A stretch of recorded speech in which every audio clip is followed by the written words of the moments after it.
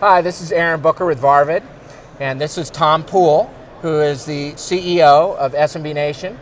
And Tom is going to talk with me a little bit today about the cloud.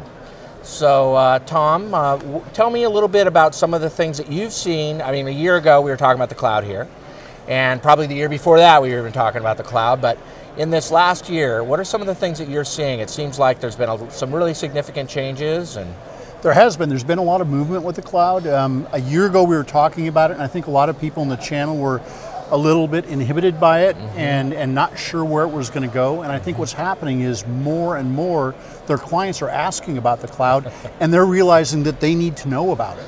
Yeah, I absolutely agree. I mean, and then also we've seen some real changes from the vendors as well. I mean, Microsoft now has decided to really embrace the channel and much more so, and allow partners to bill. I mean, that was a huge change. I think Microsoft has kind of changed their strategies as it relates to the cloud, and I think what we've seen is we've seen a lot of the vendors here at the show today that are really taking a look at a cloud strategy, and rather than buying on-premises servers and software, they're taking a look at more monthly subscriptions and ongoing thin client applications. And if you take a look at it with companies, they're looking at it and they're saying, is it CapEx or OpEx? And really what it comes down to it is what companies are looking to do is to put their money where it grows shareholder value.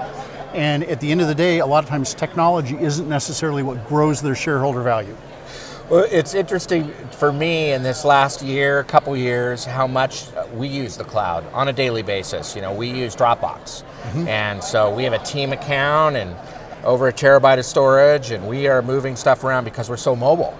And then I'm finding, you know, all kinds of different things that we're doing with the cloud, and you know, even a board I sit on, the Whatcom County Community College Foundation. They were talking about buying a big upgrade. It was going to be $60,000 for their software, and I was like, and they were not sure about whether to do it yet. And I said, wait, because there may be a cloud offering. Yeah, I mean, this is the same scenario most companies are at, is they've got, you know, a rack of servers that need to be upgraded, they've got software licensing, and they're looking at it and they're saying, how do we avoid this expense? And the beautiful thing is that there's cloud offerings now that is almost like ordering from a menu. You can say, I want 5 instances of this and 10 instances of that. And if you're a company, especially that's got an influx, in other words, as an example, if you're a company that's an accounting firm, so you can, let's just say that overall in the year you had 10 seats that you need to use. Well, tax season comes up and you need 30. Well, with a lot of the cloud offerings now, what you can do is you can scale that up to 30 and then take it back down to 10 when tax season is done. So there's some real advantages. Well, it's kind of funny you mention that, because I actually know a webcasting company that has clients that, you know, will have 30 or 40,000 simultaneous connections in some of the events that they do. That would be us.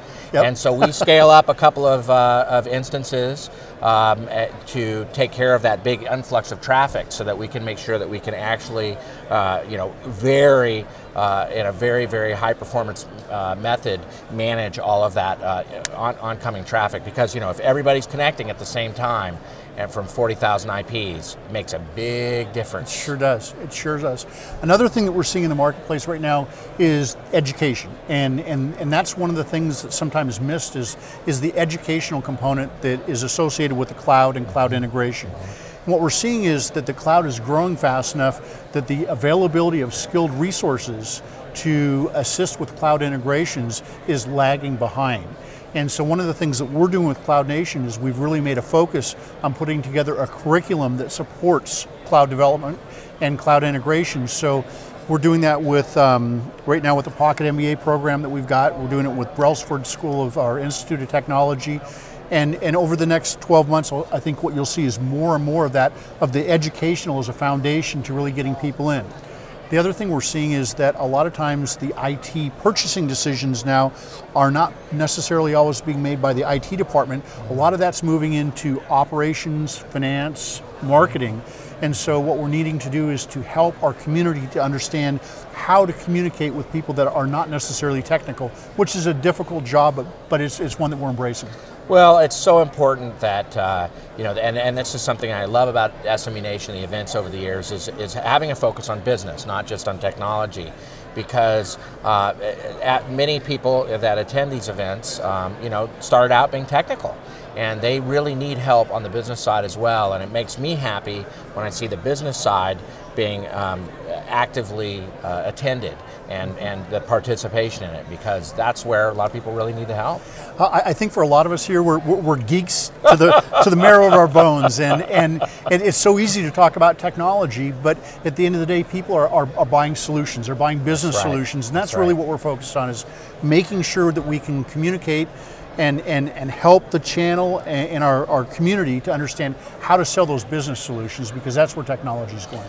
You know, one thing that is always true as well is that relationships with vendors are really even more important than ever, because these technologies, you know, one vendor leapfrogs another with technology and so on, but usually that second vendor doesn't stay still, and then they're moving forward. But if you have a strong relationship with people, because you're attending shows like this and you're meeting those vendors face to face, then you really have an idea about where that vendor stands and where they're going.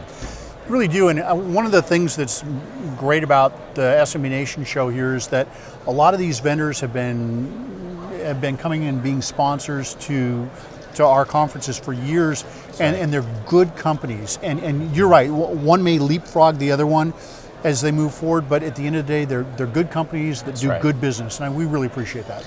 Well, and I think it's just so important for MSPs to have relationships with their vendors and not look at their vendor as just a place to buy stuff, but as a relationship and a way to engage and, you know, go deep with fewer vendors instead of trying to be with every vendor, so that they can make sure that they've got, you know, a good strong relationship, so that if they ever need you know, to use a beta product to fulfill a need for a client or whatever, they've got access to the right people.